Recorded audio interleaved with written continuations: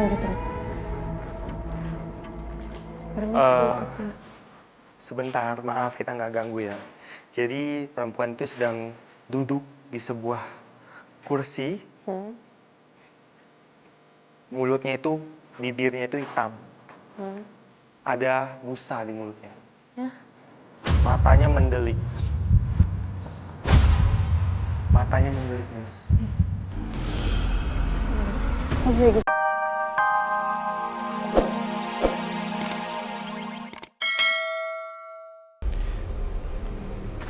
Dia bilang dia malu ngomong di sini. Dia malu ngomong di sini. Nanti biarlah dia datang ke mimpi kekasihnya. Kok bisa gitu ya? Iya. Romantis sekali. Jadi dia nggak mau ngomong melalui kita. Oh, iya, Lebih personal sifatnya. Ya, Rudy, kejadian ini sudah lama. Sudah lama, Mes. Tapi yang jelas setelah tempat ini terbengkalai. Oh, berarti kalau dia udah lama di sini mungkin dia tahu nggak ya cerita tentang tempat ini dulunya atau apa?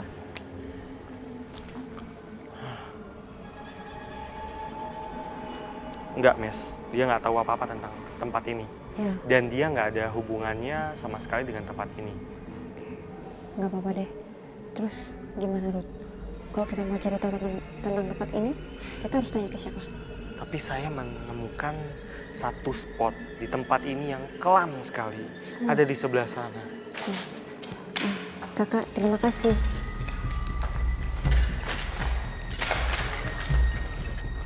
Di sebelah sini, Mes.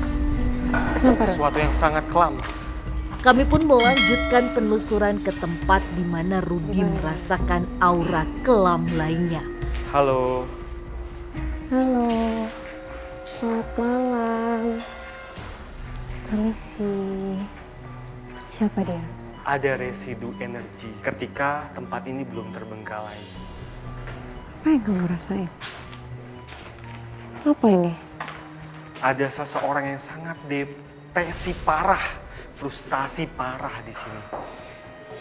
Oh ya? Sedih berkepanjangan dan hidupnya terasa mati.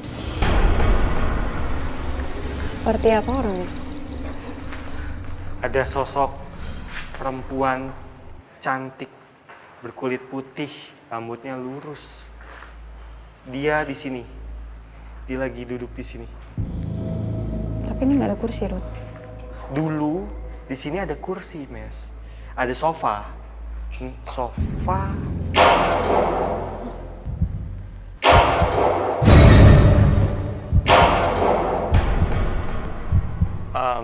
Oke. Itu ulah dia bukan, Ruth? Ini bukan ulah dia, tapi ini sosok lain yang mendiami tempat ini. Dia agak apa ya, kayak yang mengganggu kita. Caper.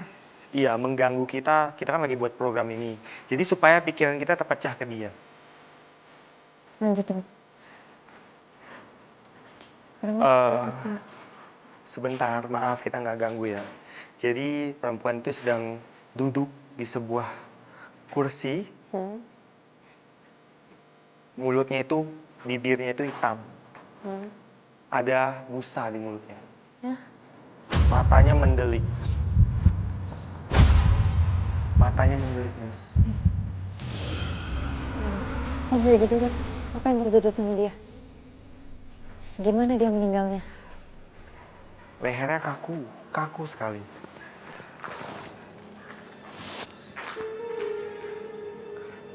Ada apa sebenarnya?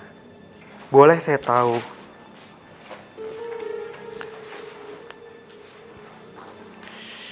Oh.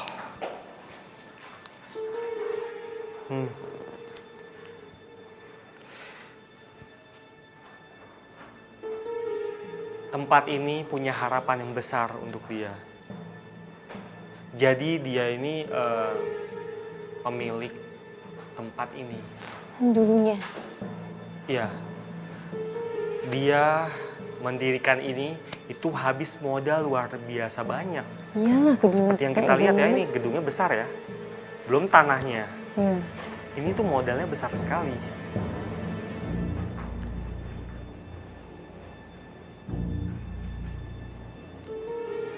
tempat ini mau dijadikan suatu tempat yang dilarang sama masyarakat. Apa? Hah? Tempat apa maksud kamu, Ruth? Hiburan malam. Ini mau dijadikan diskotik, kan di sini warga mayoritas Islam dan banyak komunitas-komunitas Islam, dan waktu itu langsunglah digeluduk di sini. Tapi bentar. Ini dia meninggalnya gimana tadi? Ini adalah kondisi terakhir dia. Bibir hitam, mulut berbusa. Menurut kamu kenapa? Antara dibunuh atau bunuh diri? Bunuh diri. Dengan cara? Dengan cara apa, yo? Gak tahu. Tebak. Mulut berbusa, bibir hitam, Meracunin dirinya sendiri. minum racun. Ada nggak sebenarnya masih bukannya orang jauh, dan dia bunuh diri di dalam, dan dia memang ya mungkin frustasi. Kasihan, Ruth. Tapi kenapa dia bunuh diri? Apakah karena bisnis ini gagal atau memang dia punya masalah yang lebih kompleks juga?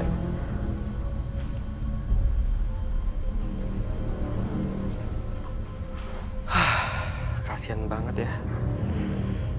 Tempat ini tuh punya apa ya, seperti mimpi besarnya dia dan gengsinya dia juga, mata pencahariannya dia juga. Dia sudah bangga-banggakan akan bikin tempat ini ke teman-temannya gitu kan. Tapi ternyata nggak dapat izin dari masyarakat.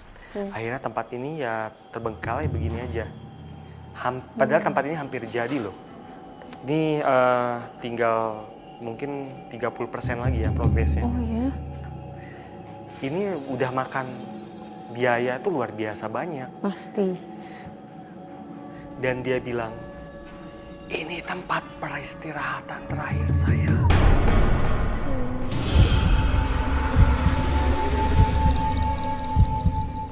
Saya paham dan mengerti apa yang kamu rasakan. Nampaknya dia nggak akan pindah kemanapun. Dia akan di sini terus selamanya. Oke, gak apa-apa. Rudi, berarti dia bukan yang menyebabkan kecelakaan yang ada di depan? Dia nggak ada hubungannya. Gak ada hubungannya. Laki-laki itu juga korban yang tadi, bukan yang nyebabin kecelakaan pastinya. Terus yang mana, Ruth? Perlahan tapi pasti kami mulai menelusuri bagian lain dari gedung ini demi menguak sisi mistis dari kecelakaan yang kerap terjadi. Hingga kami dihadapkan dengan sebuah tangga besi nan usang. Rasa-rasanya ada di atas sini. Hah? Gimana caranya? Hah? Ini bisa naik? Ada sesuatu di atas sana. Kak, ini bisa naik, Kak? Enggak, maksudnya ini ada tangga lain nggak? Coba lu cek aja. Ya Allah. Gini banget tangganya. Makanya waktu teman-teman ngebahas hantu itu, lu ngecek semua.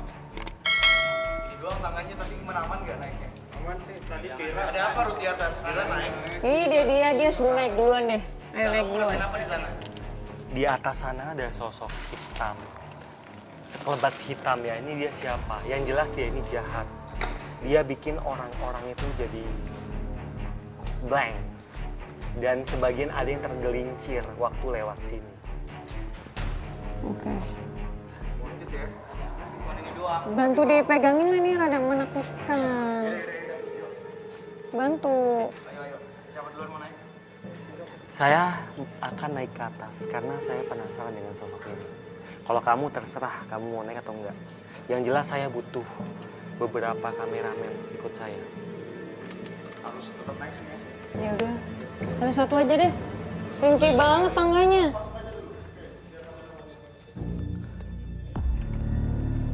Dengan tetap memperhatikan keselamatan, kami pun mencoba meraih bagian atas gedung ini.